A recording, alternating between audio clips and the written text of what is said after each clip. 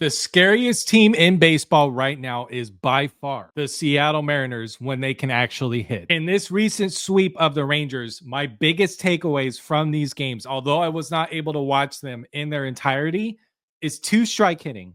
The two-strike hitting, the two-strike approach, putting the ball in play in big moments, it makes all the difference in the world because the Mariners have been known for being at the bottom of the league in strikeout percentage. These guys have a really hard time with keeping the ball in play, forcing the other team to make plays against you. And this is what I'm talking about right here. And I have to start with JP Crawford because my last video, I crapped on this guy so hard to the point, if you didn't see it, I almost kind of feel bad about it.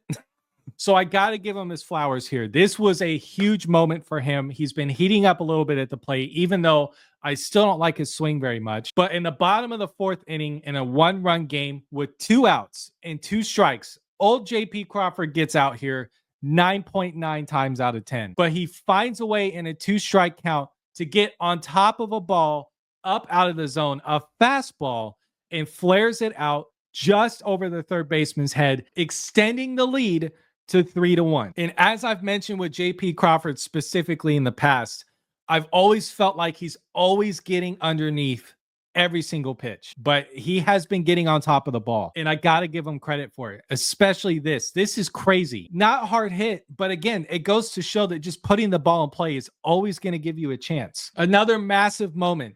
Keeping the line moving, giving the other team a chance to make a mistake against you. And Randy Arozarena working a full count in the bottom of the third inning, 1-run game, go-ahead run is on second base, keeps the line moving. And this is really good for Randy as well because he's such an aggressive hitter. This is just off the plate. It is super close, but stays disciplined, works the walk. And because he stayed disciplined there, now that brings up Luke Raley with runners on first and second in a 1-run game, 2 outs, 2 strikes. And what do you know?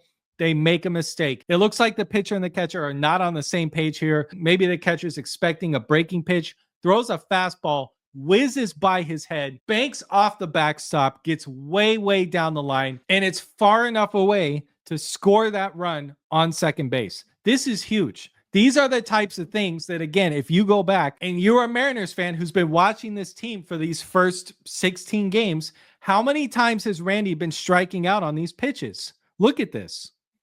If he swings at that and does not stay disciplined, it's costing you a run.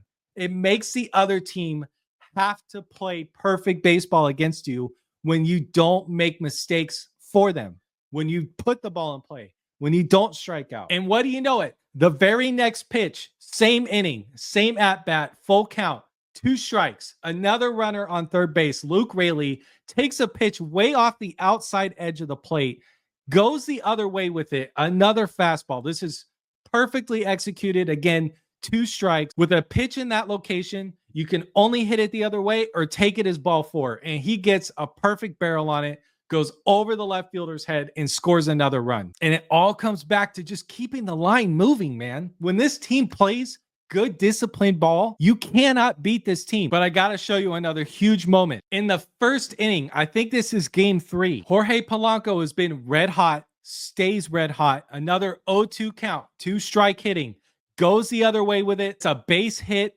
out to left field, keep the line moving. But because you were able to put that ball in play, get on base, now you have torpedo bat Cal up again. And this home run right here made absolutely no sense. I don't understand how he hit this out. Full count. He throws him an off-speed pitch here. I don't know if it's a changeup or a slider, whatever this is.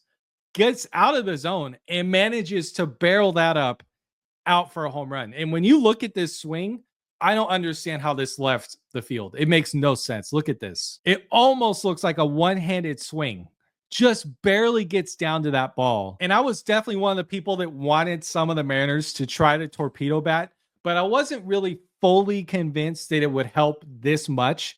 But watching this, I don't understand how that leaves the stadium. And one more quick note on that, and something that has been a big part of the conversation with it, is the placebo effect. A lot of people are saying it's a mental thing. It probably doesn't help as much as some of the players think that it does. But baseball's such a mental game. If you have just any little extra edge of confidence going into the plate, if you truly feel that you have an advantage with that bat and it's going to help you be more effective with your swing. Just having that mental confidence can absolutely still help you, whether the bat is or not. Either way, I'll take it because the first home run that Cal hit here, I think this one goes out if he has a broomstick in his hand.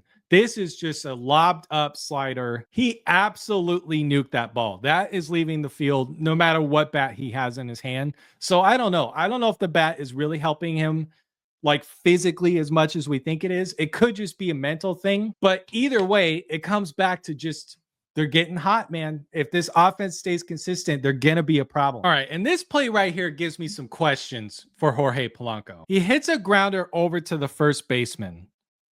And he makes it, he like plays it off like he's just going to let him tag him. It's no big deal. And then last second hits him with like a Barry Sanders spin move, safe at first base. He stays in the base path. And this is a great heads up play.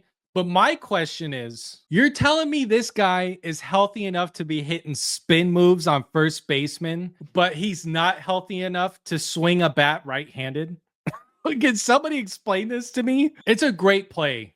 But he looks pretty healthy to me, man. If he can swing a bat right-handed or just secure him a spot in the lineup as a left-handed hitter no matter what. And I'm not a doctor. Maybe this is out of pocket. But I was just like, hey, man, if you're hitting spin moves out there, maybe pick up the bat and swing right-handed too because we need you to. And then real quick, going back to the Astros series, this is Julio's best at-bat I have seen him have in a long time.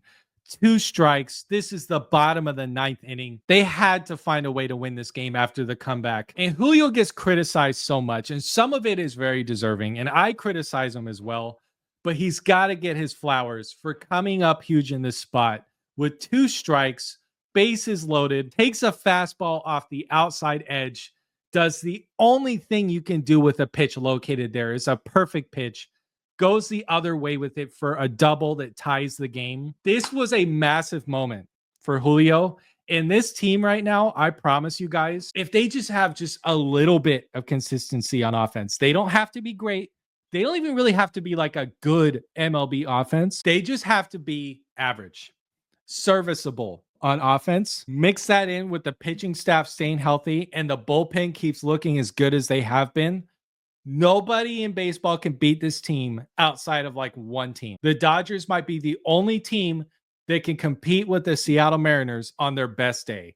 The Mariners on their best day with an average offense are borderline unbeatable. And that's what makes them so frustrating. Like my same feelings for this team before the season started, even with these injuries, I feel the same. If they just get the average level of production from some of these guys that they are capable of giving and they stay healthy in their pitching staff, they're going to be a problem, a big problem. And also the reason I haven't fully committed to like how many of these I can make a week is because I try to only do breakdowns of games that I can fully sit down and watch in their entirety and not just watch highlights, because I really enjoy the process of like getting my hands on the film, looking for mistakes, looking for great plays, trying to find things that maybe somebody missed. So it's hard for me when I can't watch a game in its entirety to come and make one of these. So I'm going to try to pick it up and get back to my pace that I was at early in the season. So I'm sorry for disappearing for a few days. Let's get back into it.